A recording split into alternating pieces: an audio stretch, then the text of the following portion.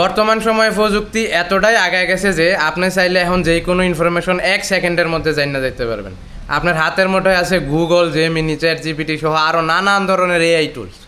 ঠিক এই মুহূর্তে আয়াও আমগো দেশে বিভিন্ন ভর্তি পরীক্ষার আগে পড়া লাগে উগান্ডার রাজধানীর নাম কি, সর কুকরিমুকরি কোথায় অবস্থিত, বেলজিয়ামের কারেন্সির নাম কি, ওই দেশের প্রেসিডেন্টের নাম কি, কোন রাজায় কি করছিল, কোন কবির জন্মসাল কবে।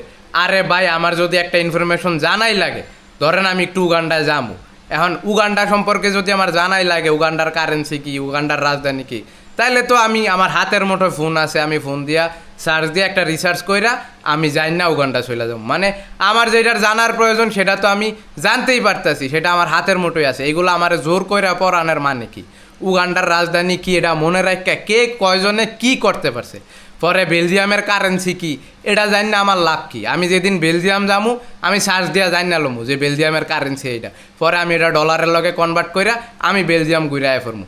এই যে অথর্ব পড়াশোনা, এই পড়াশোনা আমারে করানোর মানে কি? জোর কইরা এগুলো আমারে পড়াইতেছেন মেডিকেল ভর্তি পরীক্ষায়, বিভিন্ন এডমিশন টেস্টে, চাকরির ভর্তি পরীক্ষায়, চাকরির পরীক্ষায়। কিলিগাই কাজগুলা করতেছেন। একটা লোক সর কুকরি মুকরি যাইব, হ্যাঁ গুগল থেকে যাই না লইব সর কুকরি মুকরি সম্পর্কে, যে সর কুকরি মুকরি ওই লোকেশনে আছে, এমনি এমনি আমার যাইতে হইব, তাইলে না এটা একটা ফ্রুটফুল জিনিস হইল। হুদাই ব্রেন রে প্রেশার দিয়া কিলিগা এটি গলাদ্যকরণ করতেছে নামগো। এরই পইরা আসলে কি লাভ যে কোন দেশের রাজধানী কি, ওই কোন কবি কি করছিল।